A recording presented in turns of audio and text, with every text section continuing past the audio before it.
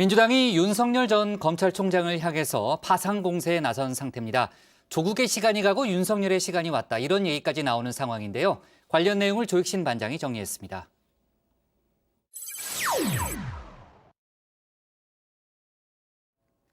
조국의 시간이 빨리 지나가길 바라는 민주당, 시침을 돌려 윤석열 전 검찰총장에게 맞췄습니다. 조국 전 장관 가족에 대한 검찰 수사의 기준은 윤석열 전 검찰총장의 가족 비리와 검찰 가족의 비리에 대해서도 동일하게 적용되어야 할 것입니다. 이젠 윤석열의 시간, 그것도 검증의 시간이란 겁니다. 민주당이 말 그대로 파상 공세에 나섰는데요. 조로남불이란 비판이 있었죠. 윤로남불이다, 그대로 되받았습니다.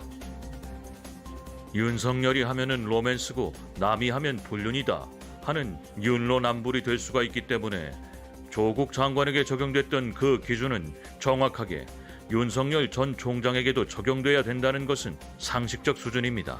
검찰 기준으로 봤을 때 정말 최고 살아있는 권력은 역시 총장과 총장 측근 아니냐, 총장 가족 아니냐. 장모가 사기는 당한 적은 있어도 누구한테 10원 한 장 피해를 준 적은 없다.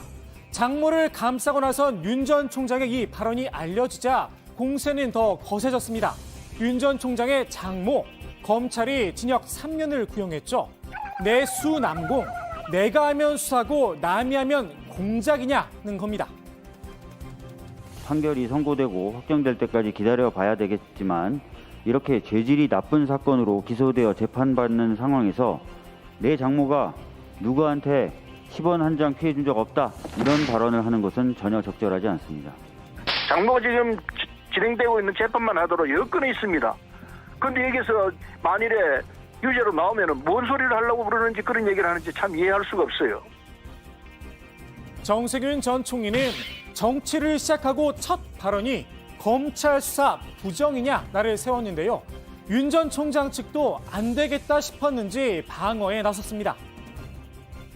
사건의 구체적 내용도 알지 못하면서 비방을 퍼붓는 사회의 일부 세력에 대해선 오해의 소치라고 선회할 수 있지만 법과 증거에 의한 재판의 원칙을 잘 아는 법조인 출신 정치인들마저 도를 넘는 언행이 반복되고 있다.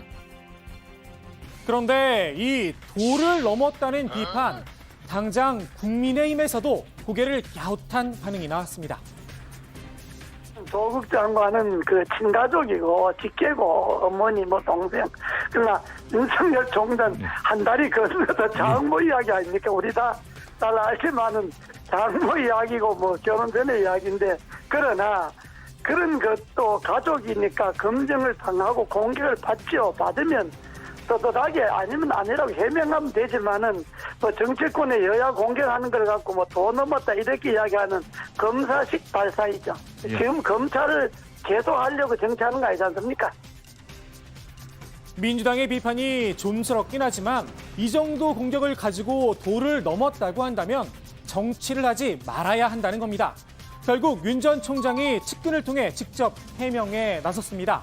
문제가 된 장원 10원 한 장 발언, 장모의 유무죄를 말한 게 아니다 선을 그었는데요.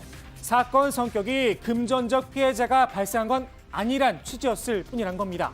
윤 전 총장 측은 앞으로 민주당의 공세가 더 거세질 걸로 보고 맞대응할 공보 담당자 선임을 검토하고 있다고 하는데요. 여권의 10원 한 장 비판, 아프긴 아팠나 봅니다.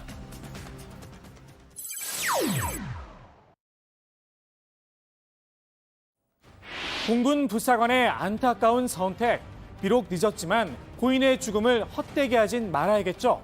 국방부 검찰단이 수사에 속도를 내고 있습니다. 가해자인 장모 중사를 구속한 데 이어서 오늘은 대대적인 압수수색에 나섰습니다. 공군본부 군사경찰단과 관련 비행단 등인데요. 부실수사와 2차 가해, 그 증거 확보에 총력을 기울이는 모습입니다. 어제 문재인 대통령은 최고 상급자까지 G라인 문제도 살펴보고 엄중하게 처리하라 주문을 했었죠. 군 검찰은 공군 보고 체계에 문제가 없었는지도 살필 예정입니다. 공군의 수장인 이성영 공군 참모총장, 지난 4월 첫 보고를 받았다고 합니다. 성추행 사건이 발생한 지 43일이 지나서야 내용을 확인한 겁니다. 그런데 관련 사실을 국방부에 알리지 않은 채 그대로 묵혔습니다. 피해자가 목숨을 끊고 난 뒤 여론이 시끄러워지자 그제서야 유선으로 서욱 국방부 장관에게 보고를 했는데요. 이 중사가 사망한 채 발견된 지 이틀 뒤였습니다. 이 전화조차 이 총장이 자발적으로 한 게 아니었습니다.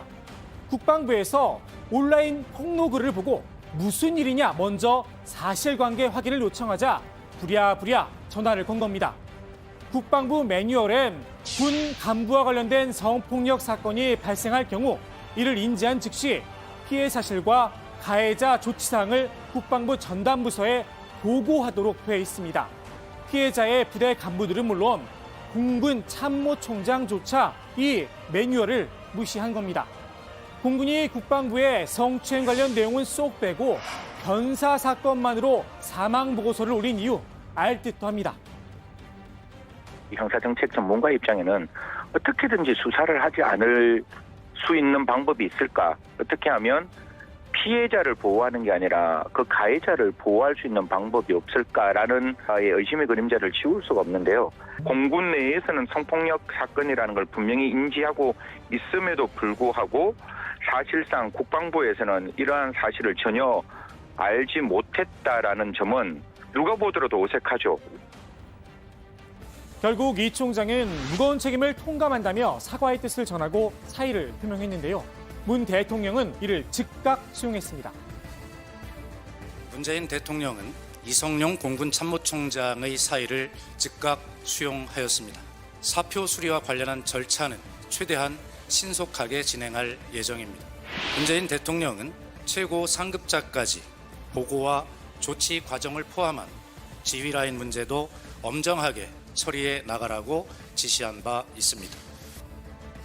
야당에선 문 대통령의 사과와 함께 서욱 국방부 장관의 경질도 요구하고 있죠.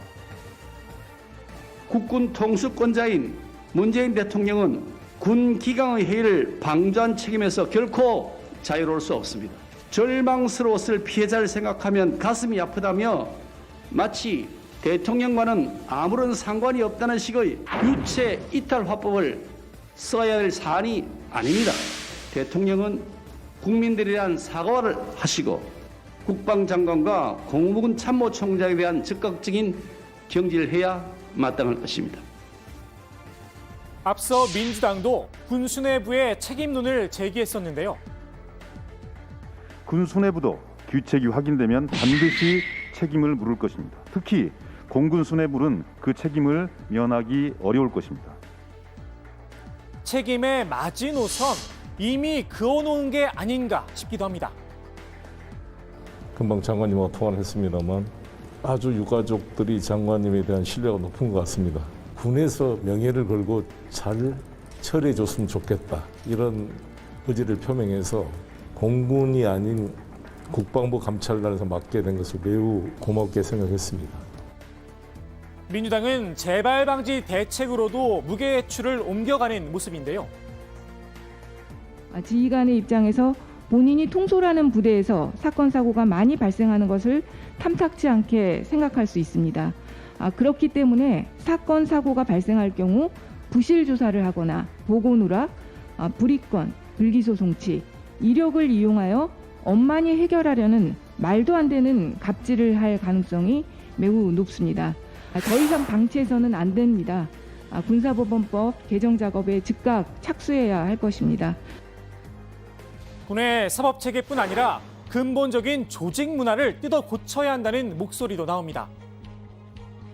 제가 이번에 이제 서고치 사령관에 일하셨던 분하고 이제 통화를 해봤는데 이런 일이 벌어지면 오히려 여군들을 교육을 한답니다. 그래요? 여군들을 교육해서 몸 관리 잘하라는 교육을 한다는 거죠. 그러니까 이게 뭐 단순히 이 가해자 한 명을 악마화해서 될 일이 아니라 사실은 여군을 둘러싸고 있는 어떤 문제들, 그다음에 군대 문화, 그 폐쇄적이고 남성적인 조직 문화에서 이 문제가 기인한 것이고 제도를 고치는 것보다 문화를 바꾸는 게 훨씬 어려운 일이죠.